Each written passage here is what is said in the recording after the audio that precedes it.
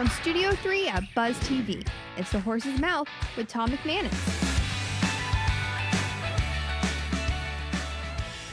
All right, welcome into another edition of The Horse's Mouth here on Buzz TV, at my bar, at Tommy Max, and brought to you by our good friends at Heritage Capital. Oh, we've got a good one for you this time around. The governor's here. That's right, my good friend, Dr. Charlie Laskey from Prime Med, Prime Vet, and James Lampke is here from Robert Half. Let's say hello to the gentleman. What's up, Gov? My brother. How are you? Good. Very good. James, good to see you again, my man. Sir. Always a pleasure. Absolutely. All right, talk about yourself, Gov. Well, it's a long story. Started out outside of Philadelphia. Talk about the Philippines. Oh, my God. I lived in on- the Philippines. I saw the dead guy in the chair. He was dripping the flesh. It smelled terrible. It was all kinds of...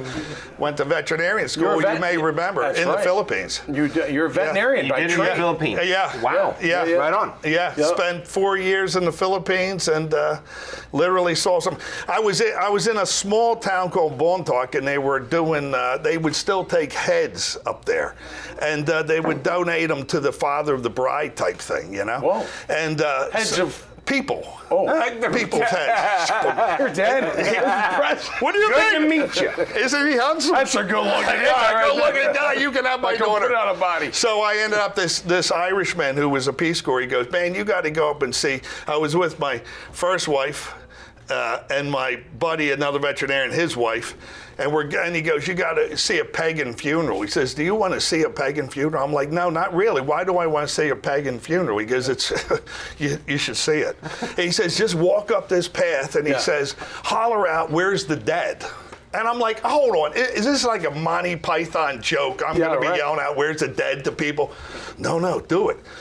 Up the trail we go. I'm in the front of the herd, and the people are, old ladies are sweeping, no top on. They got the skirt on, they're sweeping. And, hey, where's the dead? Ooh, up the hill I go. And we're going further up this hill, and all of a sudden it smells like a roadkill, bad roadkill. And I'm like, oh my God, what is going on? And then all these people up in this top come flying down like a giant amoeba. And I'm like standing there going, oh, and I turn around. First wife and the other two are scurrying down the hill. Wow. They wrap around me. So I'm like, well, I'll go with it, see what's going on.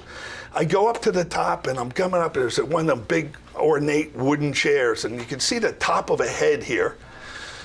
Got closer, and his arms were tied to the arms of the chair, and his head was tied with a bandana to the back of the chair. And as I came around the front of him, his cheeks were touching his chest. He had been dead for quite some time. Gosh. Maggots. Yeah, It was wicked. But the bottom line is they could gamble as long as there was a funeral. And they didn't believe in God, so they said, screw it, gamble as long as there's a funeral. So they prolonged it as long as they possibly could. No kidding. That was a nice All event. for gambling. All for the sake of gambling. And they were drunk. That's and why you're world renowned, Doc. they called me governor there, too. Do that. All right, tell everyone about Prime Med and Prime Vet. You're helping people with 4 legs, and you're helping creatures with 2 legs over in Orange Park on the same piece of property. Yeah, it kind of a little bit reverse that. Not many of the people have 4 legs. They usually have the 2 legs, Right. and it's the creatures have the 4 legs. And You know what I meant. so, I love it. And so we, started as a veterinarian, moved into human medicine from a business perspective. Yep. Had the business for the past almost 30 years. Yeah.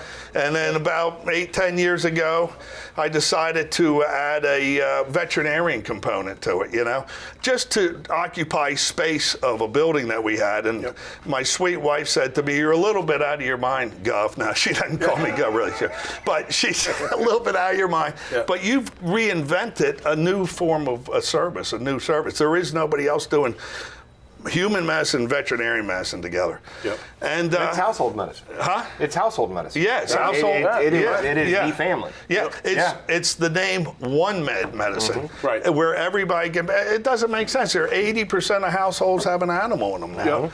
And these animals are sleeping in the bed, laying on the couch. They're not out in the doghouse. No, right. No, they're family. Yeah, so why wouldn't you go to the family doctor? Yep. They should everybody should go to the same place. Yeah. Mm-hmm. Now, you're an entrepreneur by trade, right? Yeah. And you're in a few different businesses aside from One Med. Right. What's the key for entrepreneurs to be successful, do you think?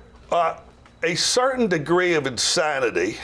You have to be able to take an ass whipping, excuse that, says a French. Okay, yeah. French term. No. Yeah, and I think that you have to be able to fail and keep going, because you throw enough poo-poo against the wall, something's going to stick. Yep. And so I think to have a great idea, to execute on that idea, and have a perseverance beyond everybody. You got to when the poo is in the fan, you got to put your head down. I think to your point, my favorite phrase is fail forward. Right. It's going to happen. Yeah. Right. 9 times out of 10 you're going to fail, but that 9 times out of 10 is going to take you to that 1 out of 10 that's going to make you. Listen, every successful entrepreneur has had failure. Yeah. 100%. Every one of them. Unless you're not lucky. successful if you didn't. No, because you got to learn from it. You got to learn from the mistakes and what doesn't make sense. Right. Absolutely. A lot of people give up too early, and stuff, and sometimes you gotta bounce along the bottom for a while, and then finally get a little and maybe air work on something else while you're working on this. Keep it moving. You gotta keep it A true entrepreneur keeps a bunch of plays. We give up on what we want now for what we want most. Right. Absolutely. And that's the biggest problem. All right, as we wrap up here, question for both of you. Look, Shad Khan's probably the ultimate entrepreneur, the owner of the Jacksonville Jaguars. Bumpers, bro. Seriously? I know. It was actually I think it was like a styrofoam bumpers. No, yeah. I think it was the rust-proof washers and bolts that went into the bumper.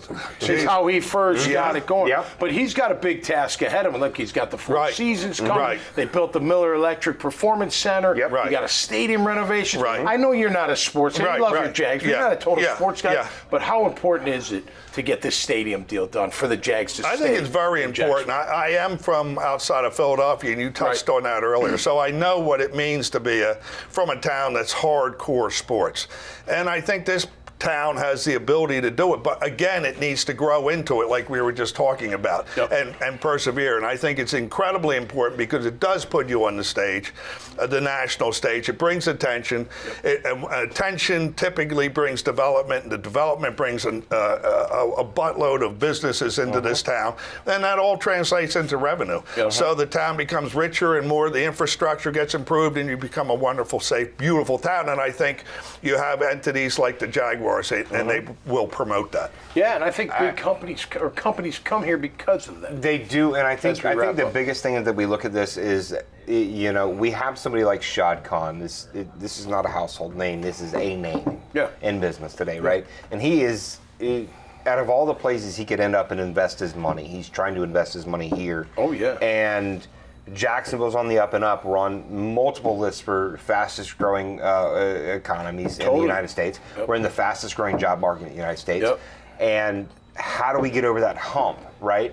And a lot of it comes down to how can we regenerate downtown, and it really starts with the investment of Shad Khan and other entities with that. But what he's trying to do is really going to generate that buzz and that culture of Jacksonville is the place to be, because you're not the house of the mouse. You're not having to deal with Tampa. You're not. No one wants to go to Miami. It's already built out. So why not come to a place where you got the beaches already here? It's low key enough and quiet enough. Traffic's not that bad, right? Not yet. 45 minutes versus Miami for 2 hours. Let's talk about it. Totally. So I think it's hugely important to what he's doing, and I hope he succeeds. Absolutely, I think he will, no doubt. And I tell you what, when you do this on the bar, it just throws it home even further. You got harder fingers than I did. Scott, it's great to have you, man. Always, Thanks for being here on the show. James, always a pleasure. Hey, make sure you check out, James' profile's on the website, but make sure you go check out One Med in Orange Park. Dr. Laskey will take care of your four-legged creatures and your two-legged humans. I got that. Beautiful. All right, we'll see you next time. Until then, be safe and stay cool. And we'll see you right here on The Horse's Mouth. Cheers. Hey, Tom McManus here with Carpet Man Flooring. Wow, warehouses the size of football fields filled with rolls of carpet and LVP. That's luxury vinyl planking. LVP. Carpet Man's LVP. Carpet Man. Carpet Man's LVP. The luxury beneath your feet. Our prices, they can't be beat. LVP. Carpet Man's LVP. Carpet Man Flooring, your hometown flooring store.